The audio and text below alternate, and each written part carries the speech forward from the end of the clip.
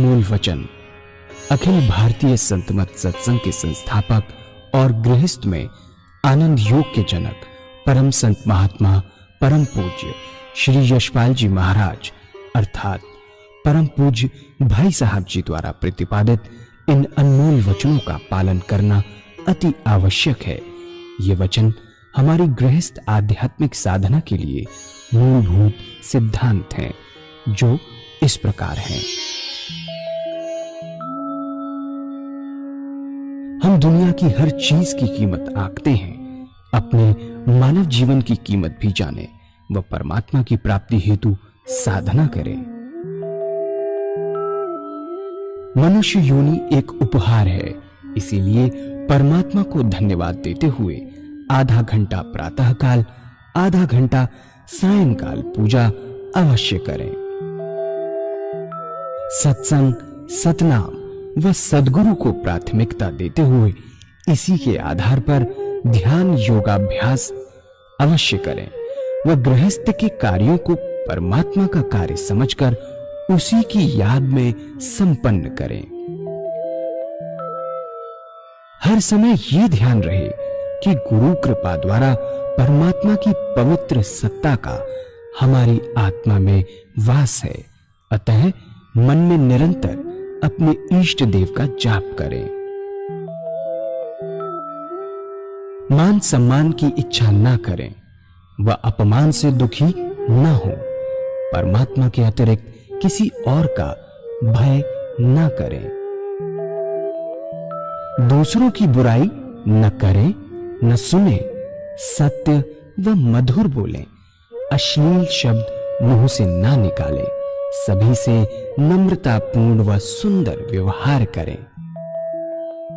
धर्म पत्नी के अतिरिक्त अपने से बड़ी से माता जैसा, बराबर की से बहन जैसा व छोटी से पुत्री जैसा व्यवहार करें।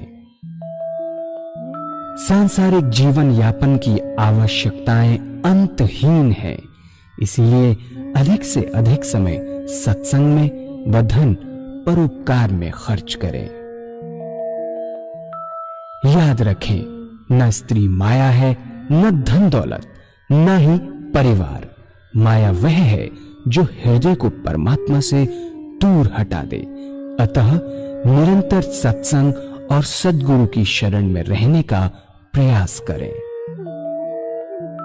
भोजन अपने इष्ट को अर्पण कर प्रसाद रूप में परमात्मा की याद में करें। रात्रि में सोने से पहले अच्छे बुरे कार्यों का आत्मनिरीक्षण कर उसका समुचित पश्चाताप करते हुए ध्यान करें व प्रभु की गहरी याद में ही विश्राम करें।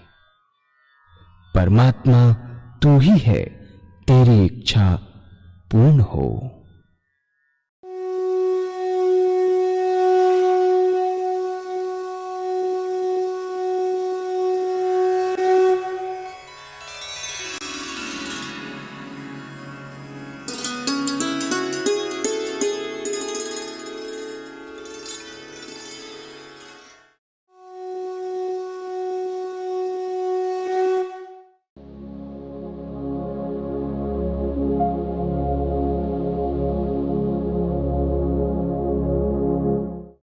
पूज्य माता और बंधुओं, ध्यान करेंगे।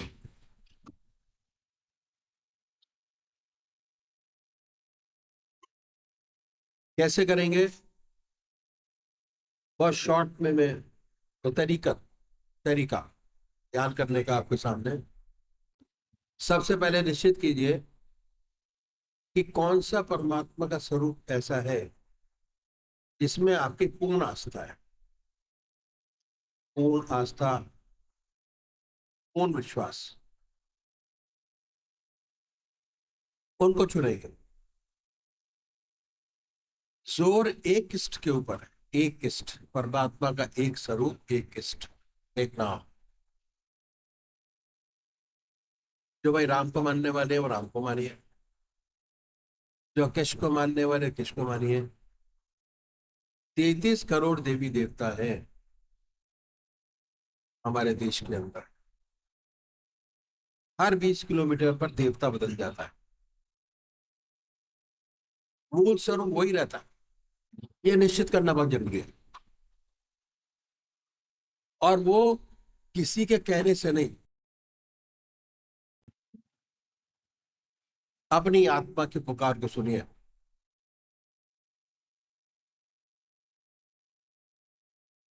और उनको चुनिए, मेरे कहने से नहीं। मंत्र जाप वही चलता है जो आपका अपना हो। अगर मैं अपना मंत्र आपको बता दूं कि ये करो, तो नहीं होगा। डीप कंसंट्रेशन नाम जाप है। नाम जाप, मेडिटेशन, ध्यान, कंसंट्रेशन, दोनों चीजें साथ साथ चलती है। जब नाम जाप गहरा हो जाता है तो ध्यान में परिवर्तित हो जाता है।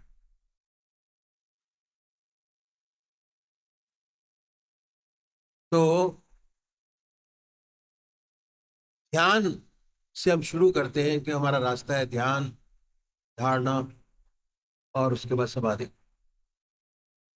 हमने निश्चित कर लिया कि परमात्मा की कौन सी मूर्त, कौन सी सूरत, कौन सी शक्ल, कौन सी मूर्त, कौन सा नाम आपको सबसे ज्यादा अच्छा लगता है।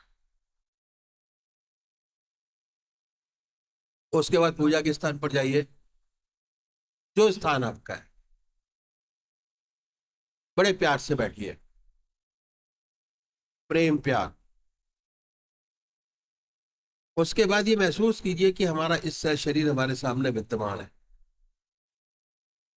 धूप दीप जलाइए, ये महसूस करेंगे कि हमारा परमात्मा, हमारा इष्ट जिसको मानते हैं, वो हमारे सामने शरीर के साथ विराजमान है। अब वो मूर्त में नहीं है, सूरत में नहीं है, मूर्ति में नहीं है, सह शरीर हमारे साथ।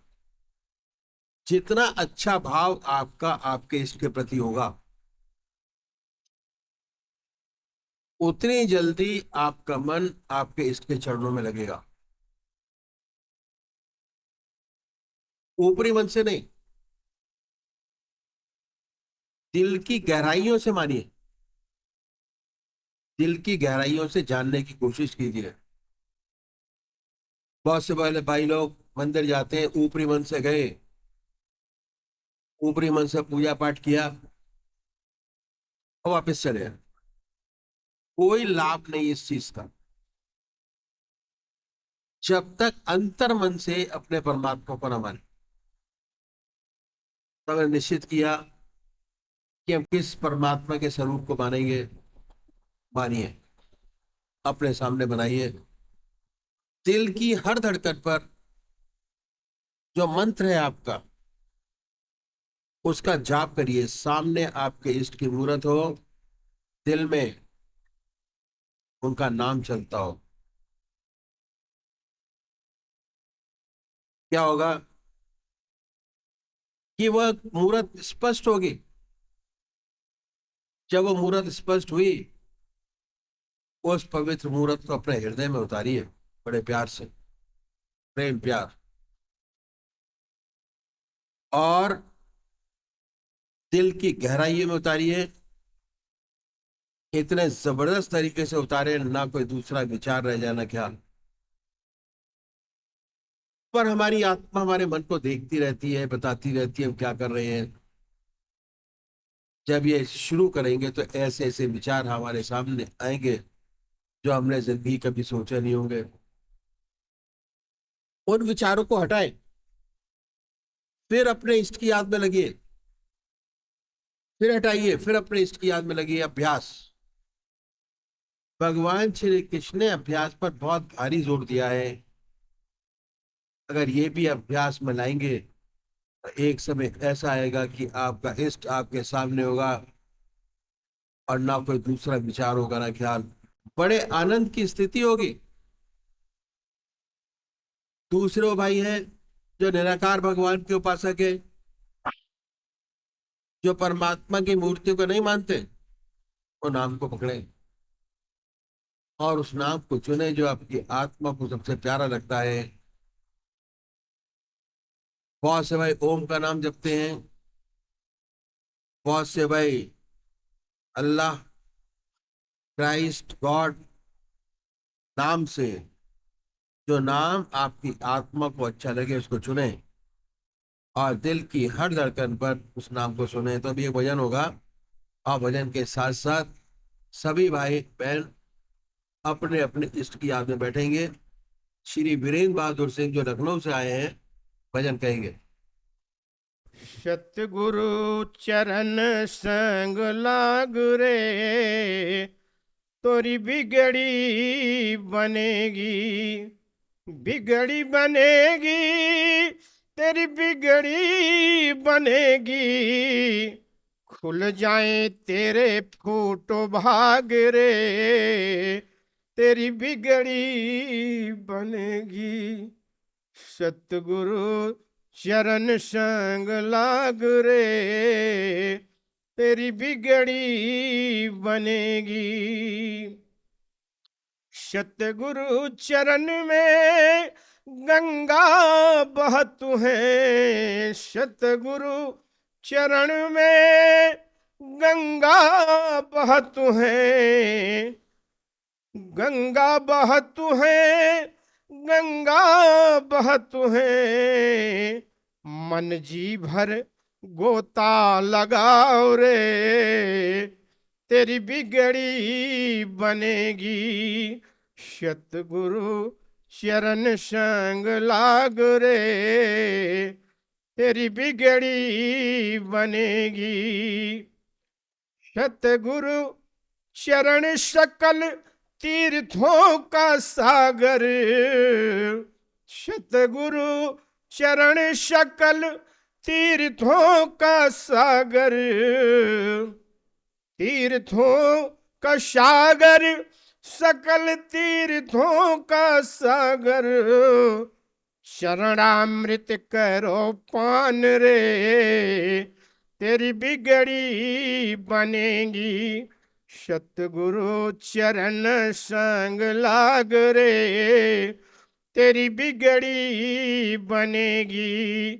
खुल जाए तेरे फूटो भाग रे, तेरी बिगड़ी बनेगी। सतगुरु मेरे प्रभु गिरधर नागर, सतगुरु मेरे प्रभु गिरधर नागर। कृपा करो काटो कुभाग रे, मेरी बिगड़ी बनेगी। सतगुरु चरण संग लाग रे, तेरी बिगड़ी बनेगी। कागा से तो हंस बनाए हैं, तेरी बिगड़ी बनेगी। सतगुरु चरण संग लाग रे, तेरी बिगड़ी बनेगी। कागा से तो हंस बनी है, कागा से तो हंस बनी है। मिट जाए दिल का दाग हो,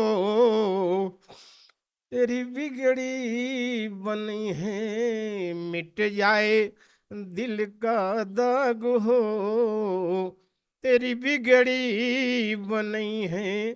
सतगुरु शरण संग लाग रे, तेरी बिगड़ी बनी है। मोह रात्रि में बहुत दिन सोया, मोह रात्रि में बहुत दिन सोया। आज जाग सके तो जाग रे, तेरी बिगड़ी बनेगी। आज जाग सको तो जाग रे, तेरी बिगड़ी बनेगी। सुमन पखारो पाँव रे, तेरी बिगड़ी बनेगी।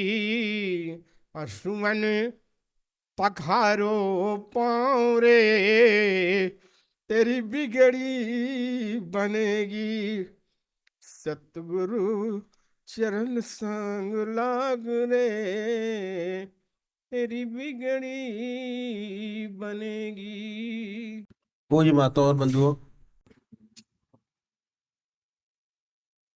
एक बार एक डॉक्टर साहब ने प्रश्न किया कि पूजा का क्या फायदा, ये तो बेकार लोगों का काम है।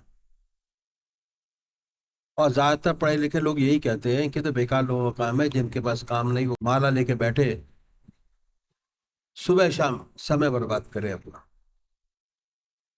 और जिनके पास काम है वो काम करे। हम लोग तो डॉक्टर हैं, आधे घंटे में 2 मरीज बचा सकते हैं। ये डॉक्टर साहब ने, अगर पूजा में बैठ गया तो फायदा क्या। ईश्वर को किसने देखा है, क्या पता है या नहीं, भगवान है भी या नहीं, इस चक्कर में क्यों फंसा जाए। अपना सीधा साधा काम किया जाए, ऐसा प्रश्न डॉक्टर ने किया। सेवक ने एक काउंटर पुश किया उससे, वो ये था कि आप सोते क्यों हैं। उस समय ना खाते हैं ना पीते हैं, 2 पारी लगाइए, रात को भी काम करे और दिन में भी काम करे, समय बर्बाद क्यों किया जाए, खूब कमाए। डॉक्टर साहब टकरा गए, वो कहने लगे भाई आप क्या बोल रहे हैं, अगर हम सोएंगे नहीं तो बीमार पड़ जाएंगे, ज्यादा से ज्यादा 2-3 माह चलेगा और अधिक नहीं चलेगा। हम लोग तो डॉक्टर हैं, जिसे नींद नहीं आती उसे गोली देकर सुलाते हैं। अब प्रश्न उठता है कि गोली देकर क्यों सुलाते हो, सोना क्यों जरूरी है। उत्तर मिला, अगर शरीर को रेस्ट नहीं मिलेगा तो काम नहीं चलेगा, आराम बहुत जरूरी है। सेवक ने कहा ऐसे इंजेक्शन निकालो कि इंजेक्शन दे दिया जाए और आदमी काम करता रहे, सोए ना। डॉक्टर साहब कहते हैं भाई कितने भी इंजेक्शन लगा लो, सोना तो पड़ेगा ही, सोना जरूरी है। अब देखिए सोना क्यों जरूरी है। हमारी जो साइंस है अभी शरीर तक ही सीमित रह पाई है, उससे ऊपर उठ ही नहीं पाए। वास्तव में हमारी जो पर्सनैलिटी है वो बहुत अनोखी है। हमें शरीर नहीं जो सामने दिखाई दे रहा है, ये तो स्थूल शरीर है, इसमें नाक है, कान, हाथ, पैर, पोल। दूसरा शरीर और है जो मन, बुद्धि, चित्त और अहंकार से मिलकर बना है, वो सब सूक्ष्म शरीर कहते हैं, मन। जितना सोच विचार का काम है वह सब इससे लिया जाता है। तीसरा एक और है, और वह कारण शरीर, चेतना, आत्मा। चेतना और आनंद आत्मा में है, जहाँ आत्मा है वह चैतन्यता है, आत्मा नहीं वह शरीर बेकार हो जाता है। जिसे हम इतना प्यार करते हैं, आत्मा निकल गई, सब बेकार हो गया, दोनों शरीर बेकार। हाथ पैर से सोचने का काम नहीं कर सकते और मन से चल नहीं सकते। मन आपको डायरेक्शन देता है चलने की, अगर मन से कहें कि हाथ पैर का काम कर ले तो नहीं कर सकता। अब देखिए होता क्या है, जब हम सोते हैं तो ना आंख देखने का काम करती है, ना नाक सूंघने का काम करती है, ना कान सुनने का काम करते हैं, आंख हिलते डुलते भी नहीं। तो जितनी हमारी इंद्रियां हैं वे सब निष्क्रिय हो गई, उन्होंने अपना अपना काम छोड़ दिया। इसी का नाम आराम है। प्रैक्टिकल रूप से यही होता है, जब इंद्रियां निष्क्रिय हो गई तो इनका आधार है मन, ये मन में से बढ़ गई और इनको ताकत मिलती है मन से। खाने से ताकत नहीं मिलती, दूध से ताकत नहीं मिलती, इंजेक्शन से नहीं मिलती, मन से मिलती है। इंद्रियां सिमट गई मन के अंदर। जब आप सुबह उठे बिल्कुल ताजगी महसूस करते हैं, काम करने के अंदर आपको शक्ति है, ताकत है। और यदि ना सोए तो दिन भर जम्बाई लेते रहेंगे, कुछ काम ना होगा। तो सोना बहुत जरूरी है। हमने बहुत देखा कि सोना बहुत जरूरी है। इस शरीर को सुलाना, रेस्ट देना बहुत आवश्यक है।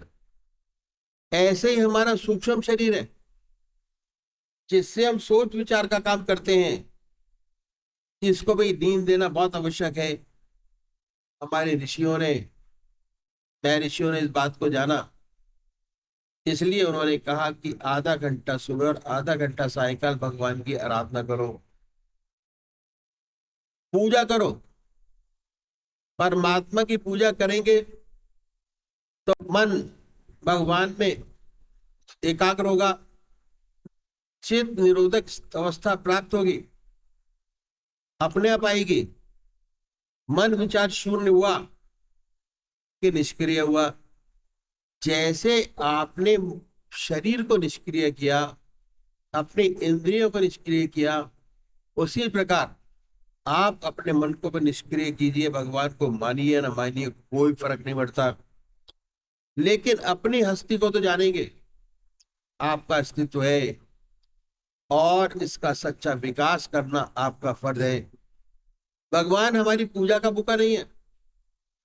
जो कुछ कर रहे हैं अपने लिए कर रहे हैं। अगर आप अपना सच्चा विकास चाहते हैं तो जिस प्रकार शरीर को आराम देना जरूरी है, उस प्रकार मन को भी आराम देना बहुत जरूरी है।